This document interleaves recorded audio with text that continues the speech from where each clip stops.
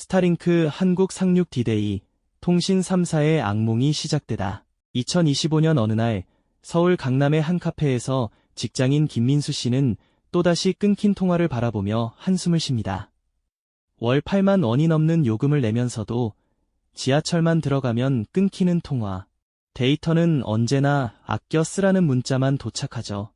그런데 바로 그날 한 가지 소식이 전국을 뒤흔들었습니다. 일론 머스크의 스타링크, 드디어 한국 서비스 개시라는 뉴스였죠. 민수 씨는 반신반의하며 스타링크 홈페이지에 접속했습니다. 장비비 55만 원, 월 6만 4천 원, 30일 무료 체험까지 가능하다고요? 이거 진짜 되는 건가? 그는 믿기지 않았지만 일단 신청부터 했습니다. 서비스 개시 첫날 SNS에는 스타링크 인증샷이 쏟아지기 시작했습니다. 드디어 통신 3사에게 복수할 시간이 왔다. 30년 동안 우릴 호구로 만든 그들에게 보여주자. 이건 단순한 통신사 변경이 아니야. 혁명이다. 특히 젊은 세대는 스타링크를 저항의 상징으로 받아들였습니다. 지난 10년간 통신 3사가 보여준 행태들이 하나씩 다시 소환되기 시작했죠. 2014년 단통법 이후 담합으로 과징금 963억 원, KT의 5G 과장 광고로 과징금 336억 원, 28GHz 주파수 받아놓고 기지국도 안 세운 사건, 시장 상황반이라는 이름으로 몰래 모여 보조금 맞추던 담합회에. 이 모든 것들이 사람들의 분노를 자극했습니다. 이제 우리에게도 선택권이 생겼어요. 30대 직장인 이지현 씨의 말입니다. 그녀는 SK텔레콤을 15년간 사용했지만 스타링크로 갈아탔습니다. 스타링크 서비스 개시 일주일 후 SK텔레콤 본사 회의실에는 긴장감이 흘렀습니다. 가입자 이탈이 예상보다 심각합니다. 특히 2030세대의 해지율이 급증하고 있습니다. 임원들의 얼굴이 굳어졌습니다. 스타링크 속도가 우리 5G보다 느린데 왜 가는 거죠? 한 임원의 질문에 마케팅 본부장이 쓴웃음을 지으며 답했습니다. 속도 때문이 아닙니다. 사람들은 우리에게 복수하고 싶어 하는 겁니다. KT 본사도 마찬가지였습니다. 그동안 통신보다 호텔 사업에 더 열중했던 그들. 소피텔, 노보텔 같은 고급 호텔 투자로 돈을 벌어왔지만 정작 본업인 통신망 투자는 소홀했죠. 우리가 기지국 대신 호텔을 짓는 동안 머스크는 위성을 쏘아 올렸습니다. 회의실에 침묵이 흘렀습니다. 김민수 씨는 스타링크를 사용한 지 3개월이 지나자 출퇴근길이 완전히 달라졌습니다. 지하철 안에서도 산속 펜션에서도 심지어 배를 타고 서해바다에 나가도 인터넷이 됩니다. 550km 상공의 위성이 직접 신호를 보내주니까요. 진짜 신세계네요. 기지국이 없는 곳에서도 되잖아요. 속도는 확실히 5G보다 느립니다. 다운로드 130MB/s, 업로드 40MB/s. 하지만 민수 씨에겐 충분했습니다. 영상 보고 SNS하고 업무 처리하는데 문제없어요. 게다가 월 6만 4천 원이면 2만 원은 아낄 수 있잖아요. 더 중요한 건 선택의 자유였습니다.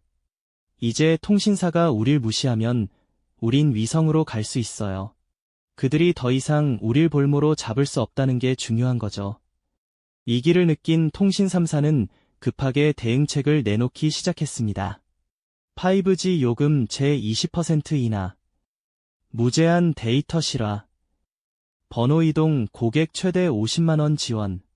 하지만 사람들의 반응은 냉담했습니다. 이제 와서 그동안은 뭐 했어요?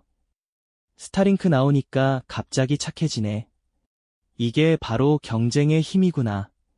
특히 40에서 70대 중장년층의 반응이 흥미로웠습니다. 기술에 익숙하지 않은 세대지만 이들도 스타링크에 관심을 보이기 시작한 겁니다. 우리 아들이 시골집에 설치해줬어요.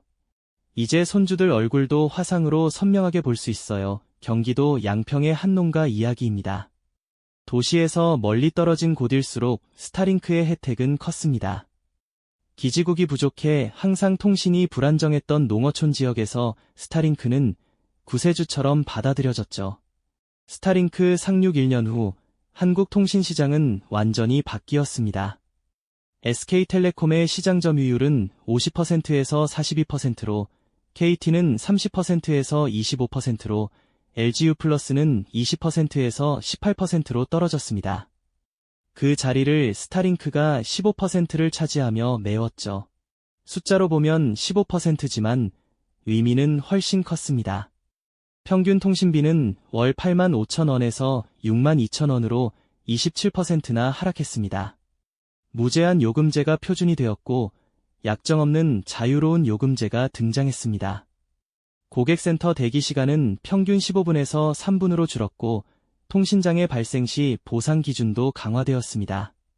지하철과 건물 내부의 음영 지역도 대폭 감소했죠. 통신 3사는 드디어 기지국 투자를 재개했습니다. 5G 커버리지가 실제로 확대되기 시작했고 신기술 도입 속도도 빨라졌습니다. 경쟁이 만들어낸 변화였습니다. 2027년 봄 일론 머스크가 또 한 번 폭탄 선언을 했습니다.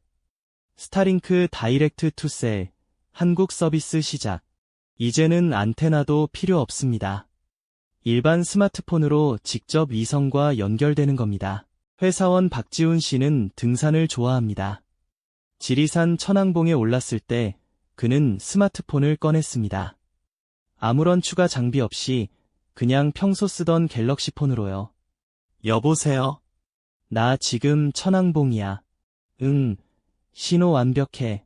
550km 상공의 위성이 직접 그의 폰과 연결된 겁니다. 기지국이 필요 없었습니다. 이 순간 통신 3사가 지난 30년간 쌓아온 가장 큰 무기, 바로 전국 어디서나 터지는 커버리지가 무력화되었습니다. 3년이 지난 지금 한국 소비자들이 얻은 건 단순히 싼 요금만이 아니었습니다. 쌓인 가족 기준 연간 통신비는 408만 원에서 298만 원으로 줄어 110만 원을 절약할 수 있게 되었습니다. 전 국민 합계로는 연간 약 5조 7천억 원을 절약하는 셈이죠. 하지만 더 큰 가치는 따로 있었습니다. 마음에 안 들면 언제든 바꿀 수 있다는 확신, 소비자가 갑이 되는 시장 구조가 만들어진 겁니다. 통신 3사는 경쟁적으로 6G 투자를 시작했고 AI 기반 맞춤형 요금제가 등장했으며 통신과 엔터테인먼트를 결합한 서비스도 다양해졌습니다. 농어촌도 도시와 동일한 통신 품질을 누리게 되었고 섬 지역 주민들도 고속 인터넷을 사용할 수 있게 되었습니다.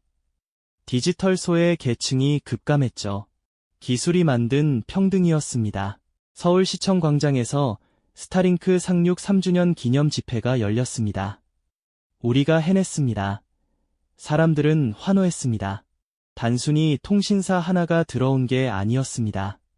30년 독점의 성벽이 무너진 겁니다.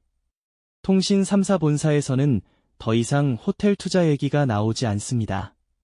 이제 그들은 진짜 통신 기술에 투자하기 시작했죠. 살아남으려면 그럴 수밖에 없었으니까요. 한 통신업계 임원은 이렇게 말했습니다. 스타링크는 우리에게 재앙이 아니었습니다. 경고였죠. 고객을 무시하면 어떻게 되는지 보여준 살아있는 교훈이었습니다. 스타링크가 한국에 상륙하면서 우리가 얻은 건 단순히 새로운 통신사 하나가 아니었습니다.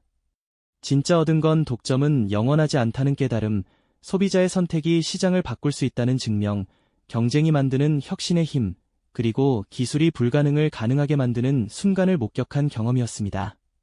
30년간 견고했던 성벽도 우주에서 날아온 신호 하나에 무너질 수 있었습니다. 이제 질문은 이겁니다. 다음은 어떤 산업의 성벽이 무너질까요?